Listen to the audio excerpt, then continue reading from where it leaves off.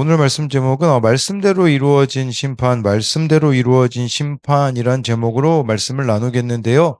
이렇게 제목을 잡은 것은 오늘 말씀에 보면 하나님께서 예레미야에게 하신 말씀대로 심판이 이루어지기 때문입니다.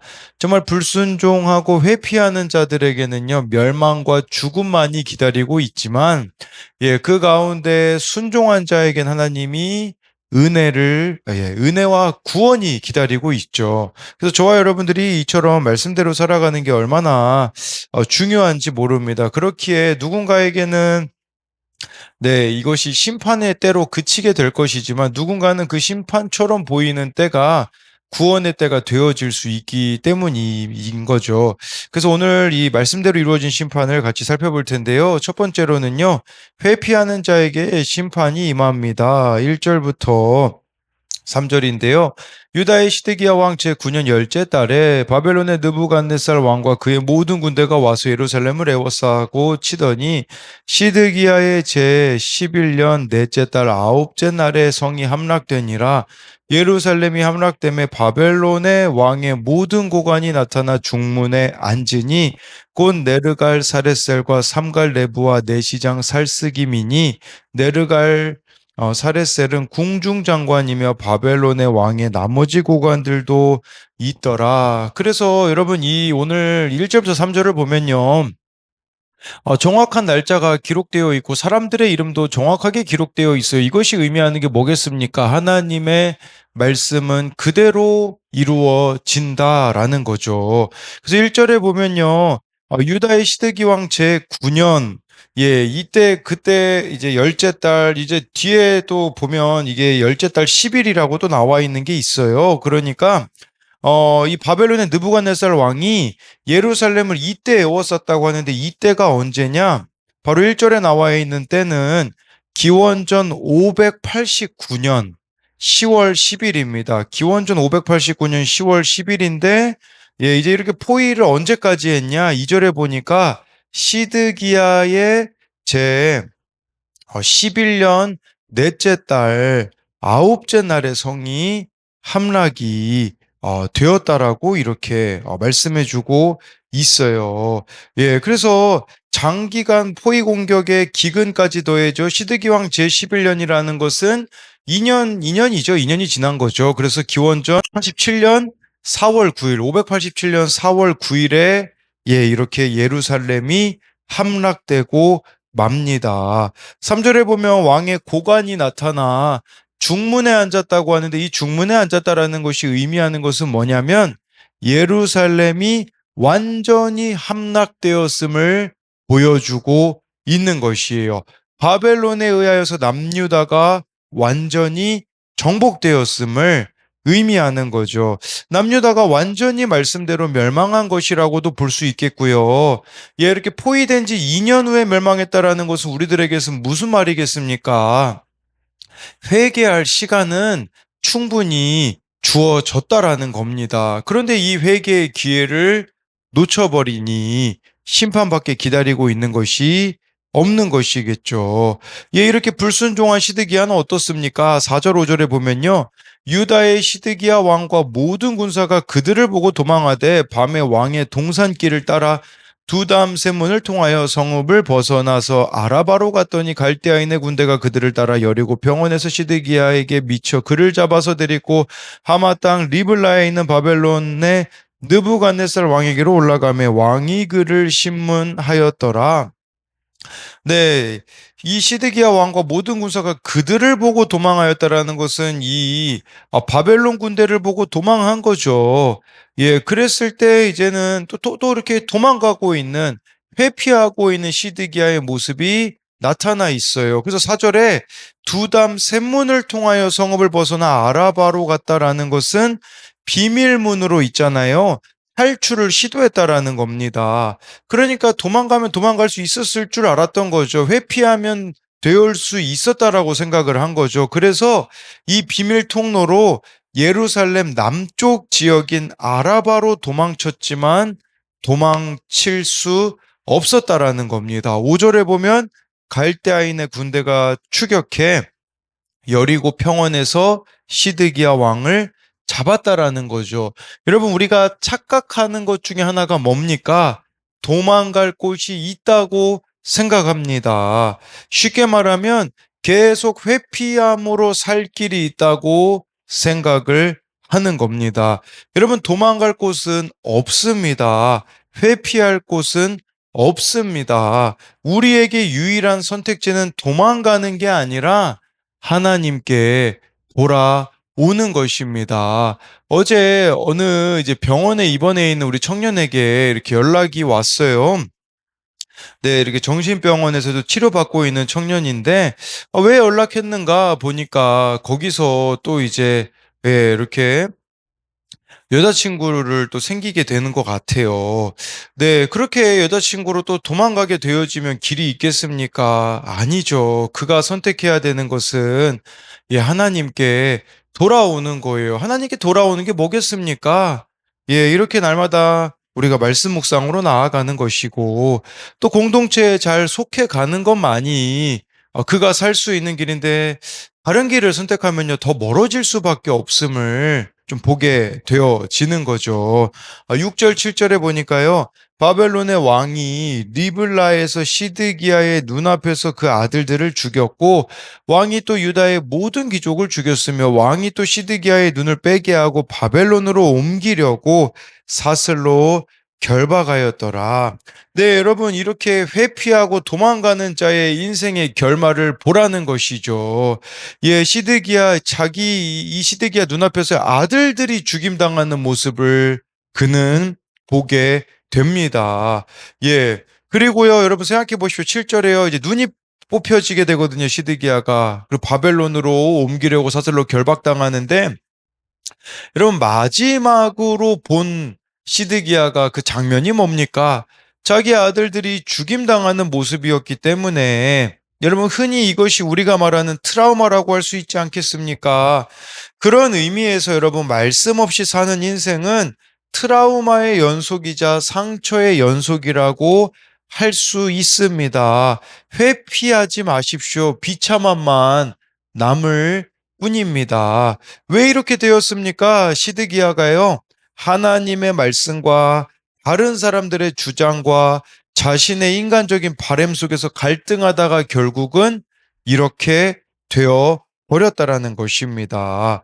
어른용 큐티 묵상 간증 도망가지 않는 것이 은혜에 보면요, 이분은 의대에 진학하고 의사가 되고 가정을 꾸렸습니다. 그러다 바람 피우는 것도 남자의 능력이라 여기며 불륜을 저질렀고 내연 여와의 관계는 10년이나 지속되었고요. 두 집 살림 여파로 빚이 늘어나다 보니까 돈 걱정으로 잠을 못 이루고 밤마다 술을 들이켰다고 합니다. 거기 이런 고백이 나오더라고요. 그러던 어느 날입니다. 바벨론 군대가 쳐들어와서 예루살렘 성이 함락된 것처럼 아내에게 외도 현장이 발각되어 저의 교만과 허세의 성이 무너져 내렸습니다. 그날 저녁 저는 어찌해야 할지 몰라 차에 숨어 있었습니다. 어차피 이혼당할 테니 도망가자는 생각과 이혼 안 당할 수도 있다는 생각이 번갈아 들었습니다. 그때 가정을 떠나 도망갔다면 저는 바벨론 군대를 보고 도망치다가 붙잡혀 눈이 뽑힌 시드기야처럼 더 깊은 죄에 허우적 됐을 것입니다. 또한 저의 자녀들은 부모의 불화로 마음 아파하며 힘든 시간을 보냈을 것입니다. 제가 용기 내어 아내에게 전화하자 아내는 함께 예배드리고 부부 소그룹 모임에 참석할 거면 집에 들어와도 좋다고 했습니다. 모임에 가니 소그룹 모임에 가니 교회 지체들은 저를 선대해주며 제 이야기를 잘 들어주었습니다.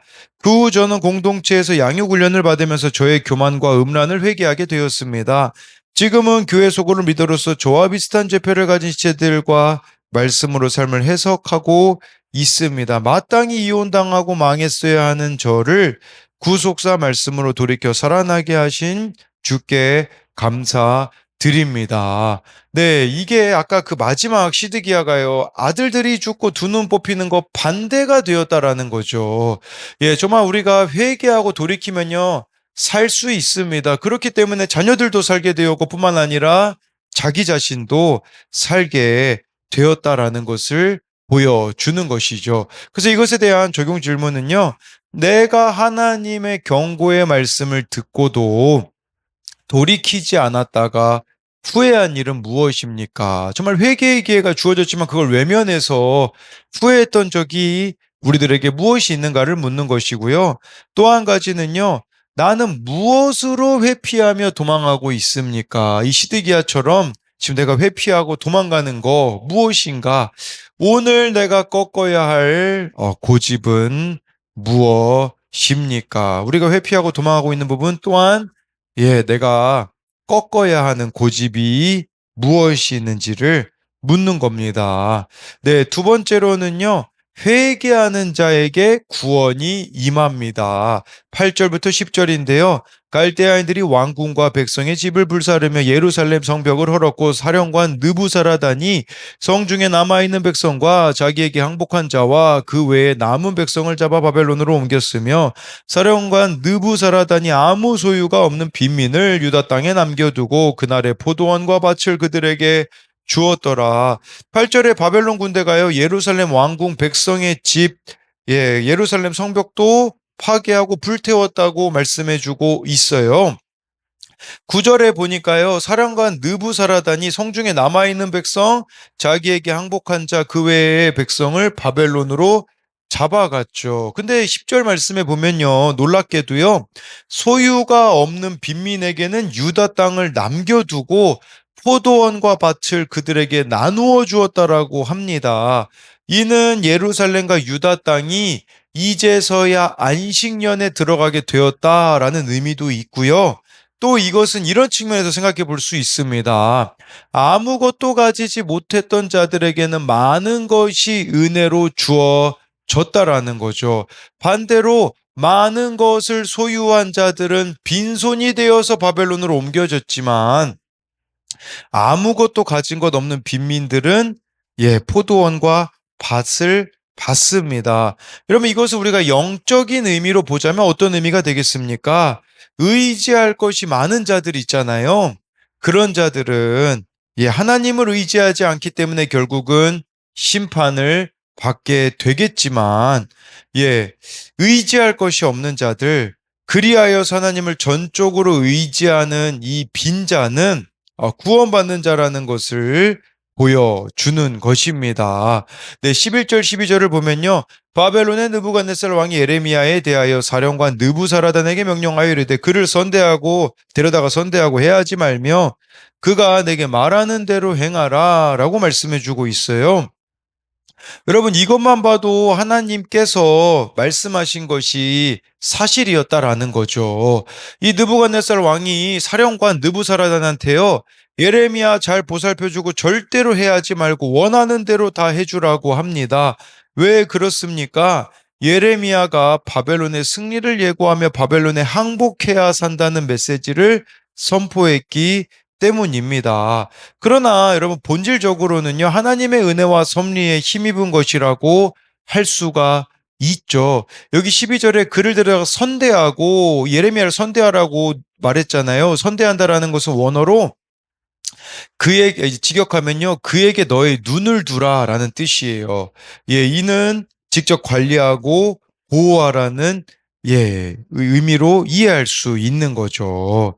얘가 예레미야가 특별 보호와 돌봄을 받게 되어진 것은 이걸 통해서 우리가 알 수 있는 게 뭡니까? 여러분 우리가 말씀대로 믿고 살고 누리고 선포하는 자들에게는요 이처럼 심판처럼 여겨지는 사건 속에서 사건이 구원의 사건이 된다라는 겁니다. 예레미야는 구원받았잖아요. 심판 사건 속에서요. 우리에게 바로 우리가 믿어야 되는 것이 바로 이것이죠. 느부갓네살 왕은 순종을 거절한 지도자들에게는 여러분 심판의 도구가 되었습니다. 하지만 고난 중에 사명을 감당한 예레미야는 느부갓네살이 구원의 도구가 되었다라는 거죠. 그렇게 여러분 날마다 우리가 말씀을 묵상하며 나아갈 때 사람이나 사건을 두려워할 필요가 하나도 없다라는 겁니다. 마지막으로 16절부터 18절을 보면요. 너는 가서 구스인 에베멜렉에 말하기를 만군의 여호와 이스라엘 하나님의 말씀에 내가 이 성에 재난을 내리고 복을 내리지 아니하리한 나의 말이 그날에 내 눈앞에 이루리라. 여호와의 말씀이니라. 내가 그날에 너를 구원하리니 내가 그 두려워하는 사람들의 손에 넘겨지지 아니하리라. 내가 반드시 너를 구원할 것인즉 내가 칼에 죽지 아니하고 내가 노랑물같이 내 목숨을 얻을 것이니 이는 내가 나를 믿었음이라. 여호와의 말씀이니라 하시더라. 예, 이 구스인 에베멜렉에 대한 말씀도 선포가 되어집니다. 예레미야를 죽이려고 하는 사람으로부터 이 사람이 살렸잖아요. 보호하였잖아요. 그걸 하나님이 기억하신다라는 것을 말씀해주고 있어요. 여러분, 이것이 의미하는 게 뭐겠습니까? 우리가 말씀대로 적용하는 그 하나하나 하나님이 잊지 않고 기억하신다라는 거예요. 여러분, 우리가 왜 말씀대로 적용하기를 어려워합니까? 물론 적용 자체도 어렵긴 하지만 내가 그렇게 적용했을 때 상대방이 뭔가 변화되어지지 않기 때문에 헛수고처럼 여겨지는 지점이 있는 거죠. 근데요, 그렇게 생각할 필요 없다라는 거예요. 하나님은 기억하신다라고 말씀해주고 있죠. 그리고 여러분, 이 사람이 넷이었잖아요. 그러면 사실 넷이면 고급 인력이었기 때문에 제일 먼저 숙청 대상 아닙니까? 바벨론에 의하여서요. 근데 아니라는 거죠. 18절에 하나님이 뭐라고 하십니까? 내가 너를 구원하고 넌 죽지 않을 거다.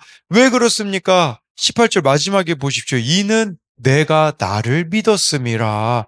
여러분, 우리가 하나님을 믿음으로 나아간다면요, 하나님은 그것을 기억하시고 그런 자들에게 살 길을 예비하신다라는 거죠.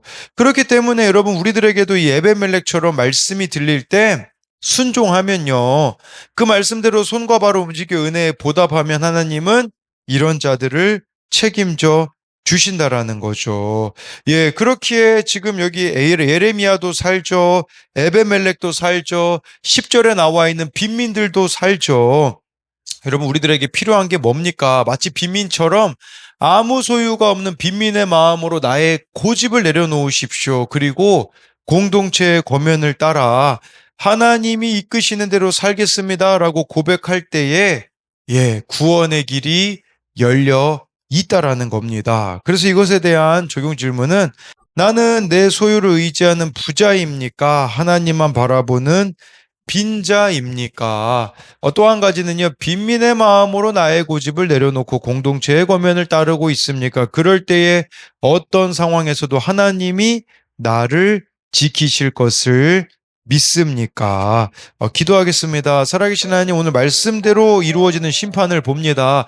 끝까지 자신의 능력과 힘을 의지했던 시드기야는 회피하고 도망하다가 결국은 아들들이 죽임을 당하고 두 눈이 뽑혀 바벨론으로 잡혀가게 되어집니다. 세상이냐 하나님이냐 그 사이에서 양다리를 걸친 자들의 최후가 이러하다라는 것을 보기 원합니다. 멸망이 기다리고 있음을 기억함으로써 하나님, 회피하지 않고 회개하는 자가 되게 하여 주옵소서. 그렇게 하나님 앞에 회개하며 하나님을 선택한 자들은 오늘 말씀해 보아하니 정말 아무것도 없는 빈민에게는 포도원과 밭이 주어지게 되며 예레미야는 살게 되어지며 또한 구스인 에베멜렉을 하나님이 내가 나를 믿었기 때문에 내가 너를 책임져 주겠다라고 말씀하시는 것처럼 우리도 그렇게 하나님을 가난한 마음으로 날마다 하나님만 바라보며 의지하며 나아갈 때에 하나님 우리들의 길을 인도하여 주시고 심판처럼 여겨지는 사건 속에서 그것이 구원의 사건이 되는 은혜를 누리게 하여 주실 것을 믿으며 살아계신 예수님 이름으로 기도드립니다. 아멘.